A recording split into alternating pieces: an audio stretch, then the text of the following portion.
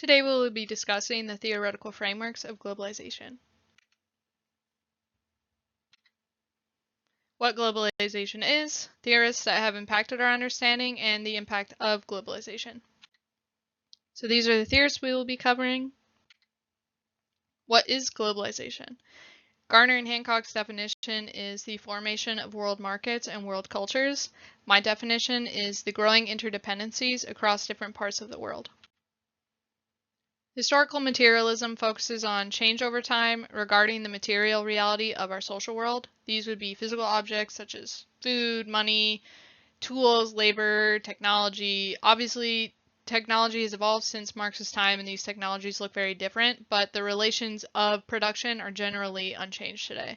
So the Marxist materialism defined classes based on their relation to that production. Capitalism is central to Marxist theory. He was keenly interested in the ideas, culture, and consciousness associated with capitalism. So the root of his focus was freedom and what it means to be free. This set the groundwork for conflict theory. Conflict theory revolved around power structures and how inequality can influence society. Marx provided monumental themes to the world of social sciences, and many theorists that came after him used these theories as foundation to build upon. So Garner and Hancock highlight this crucial role throughout the entire text. Capitalism was liberating and productive during his lifetime.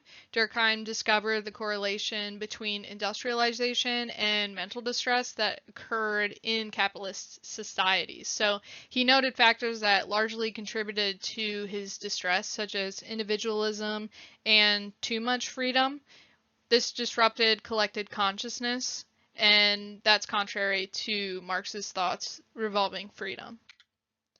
An increase in division of labor, Durkheim believed, contributed to the evolution of society from mechanical solidarity to organic solidarity. So he described that in his work, The Division of Labor. He posits that the more complex roles of labor become, the more variety of individual differences there will be. And despite his differences to Marx, he's also a foundational influence on modern sociological theory. So capitalism has expanded across the globe, which has turned into a global economy. This bridges from Marxist theories regarding capitalism and globalization, which encapsulates world systems theory. The modern world system is a complex entwinement of the social sciences and influences such as culture, politics, economics, geography, all have a role in the modern world system, and Wallerstein theorized that the system is unevenly developed, which further exacerbates inequality on a global scale. So Wallerstein states capitalistic economies reward accumulated capital at higher rate than labor power, which this division of labor influences geographical maldistribution. So Mills highlights the importance of power dynamics, power, class, social structure.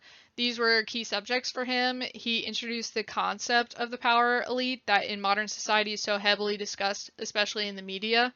So conflict theory challenges traditional roles of social structures. While Marx heavily influenced this theoretical framework, Mills focused more on the power struggles and how they're enforced by the power elite, which were members of society with power in corporate sector, military sector, and political sector. An example of this would be Elon Musk.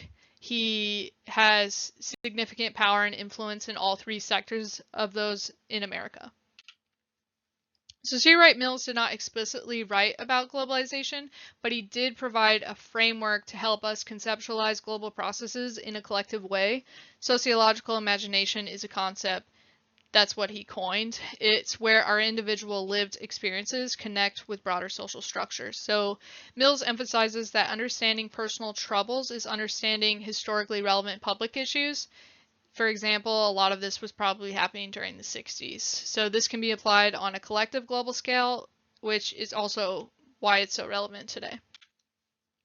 So Harvey uses the term neoliberalism to describe a new structure of capitalism. His concept is built upon Marxist thought, and Harvey defined neoliberalism as freedom from government intervention. Harvey's concept of neoliberalism criticized the political and economic powers that were further causing inequality during his time period. The effects of neoliberalism had global implications. Countries were pressured to adopt neoliberal reforms by international banks. These policies led to increased poverty and social unrest in many countries around the globe, furthering inequality and reinforcing those class structures. So, in conclusion, global issues is an increasingly relevant field. Each one of these theorists has enhanced the understanding of how social, cultural, political, and economic forces interplay on the global stage. Economic growth potential, technological advancements, cultural exchange, new potential for people to rise above that poverty line, global communication, which fosters collaboration, and more reliable trade systems to access things like medicine. Exploitation is obviously a huge one. Companies intentionally target labor in areas of the world that they can exploit that cheap labor. This economic inequality can lead to wider gaps in the divide. Another big one would be environmental degradation, with the emphasis on profit. Environmental sustainability has not always been at the forefront of industrialized processes, such as overtilling the land. Trade routes and industrial activity also contribute to degradation with pollution and damage to ecosystems.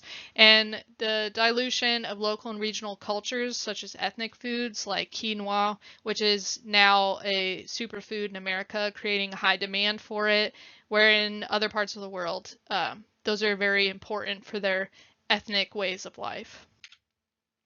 Thank you.